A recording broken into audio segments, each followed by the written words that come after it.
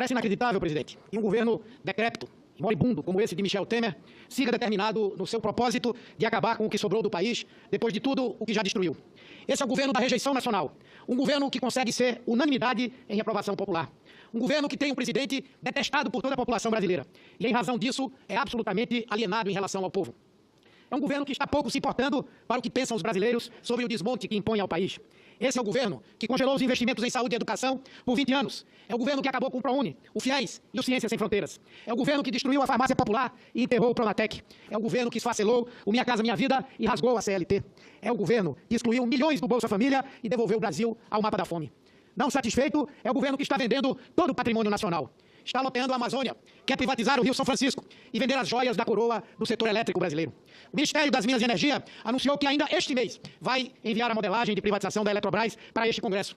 Eles querem dilapidar um sistema de 14 usinas, que juntas produzem quase 14 mil megawatts e geram eletricidade para cerca de 25 milhões de residências em todo o país. Entre elas, a Chesf, um patrimônio inestimável e fundamental para o Nordeste e especialmente para o meu estado de Pernambuco. É uma gatunagem de proporções absurdas, que tem a proeza de ser mais inconsequente do que todas as estripulias praticadas nos governos do PSDB, quando o nosso patrimônio foi vendido a preço de banana para investidores que o compraram com dinheiro público emprestado a juros módicos. A Eletrobras é o maior grupo do setor elétrico nacional. Ela conta com 47 hidrelétricas, 32,2% da capacidade de geração de energia e 50% das linhas de transmissão do território nacional. Como é que nós vamos entregar uma área estratégica como essa à iniciativa privada e provavelmente estrangeira? Esse governo mentiroso e cretino ainda comete a delinquência de querer reduzir o papel da empresa e dizer que a venda vai melhorar o setor e baratear o preço da energia. É uma imoralidade. Eu vejo o caso da CELP lá em Pernambuco, vendido pelo consórcio PMDB e DEM, e que melhorou a qualidade dos serviços para os pernambucanos. Ou houve redução na conta de luz para o consumidor? Nunca. Ao contrário, o Recife é uma cidade em que ainda hoje as pessoas morrem eletrocutadas no meio da rua por fios caídos dos postes, dadas as condições precárias de manutenção da rede. Então esse governo da vergonha nacional, golpista e entreguista, pretende mesmo vilipendiar nosso patrimônio público e fazer negociatas em benefício de grupos políticos e do capital internacional. Uma empresa em que já se investiu mais de 400 bilhões de reais, ele quer alienar por apenas 20 bilhões de reais, senhora presidente, dando a isso o pomposo nome de descotização, tentando tomar por palhaço o povo brasileiro. E a Chesf, uma empresa que cumpre um papel crucial na região do São Francisco, está nesse bolo. O ministro de Minas e Energia sabe muito bem. Ele é de Petrolina, conhece a importância da Chesf para aquela região. Mesmo assim, está conduzindo esse processo canhestro e de dentro do PSB, um partido que teve Miguel Arraes como seu presidente, um homem de visão nacional sem paralelo. Felizmente não é todo o PSB que está nessa canoa furada. Anteontem estivemos em um evento no Palácio das Princesas em Pernambuco, comandado pelo governador do estado, Paulo Câmara, contra essa medida de lesa-pátria, e que outros se somem a essa luta. Juntamente com o deputado Danilo Cabral, também do PSB, estou na coordenação da Frente Parlamentar Mista em defesa da Chesf para oferecer toda a resistência necessária aqui neste Congresso à privatização dessa empresa, que conta com 20 mil quilômetros de linhas de transmissão e que somente no primeiro semestre deste ano gerou mais de 370 milhões de reais em lucros.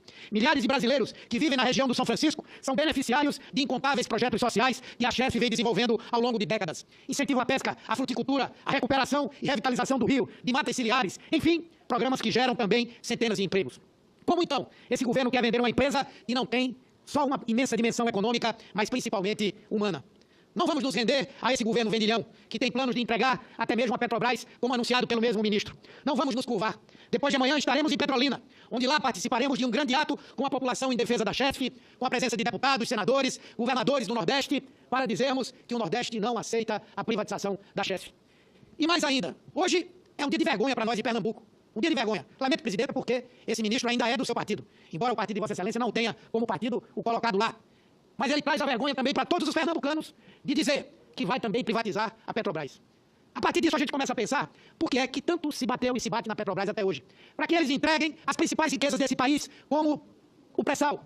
Para que eles vendam as nossas riquezas vinculadas à produção, à exploração, à extração do petróleo e à petroquímica.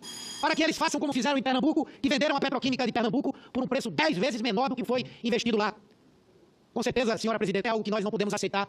Divulgaram hoje que a política de conteúdo nacional, que fez emergir novamente a indústria naval e outras tantas indústrias de equipamentos na área de petróleo e gás, até mesmo os contratos antigos, terão dispensada a exigência do conteúdo nacional.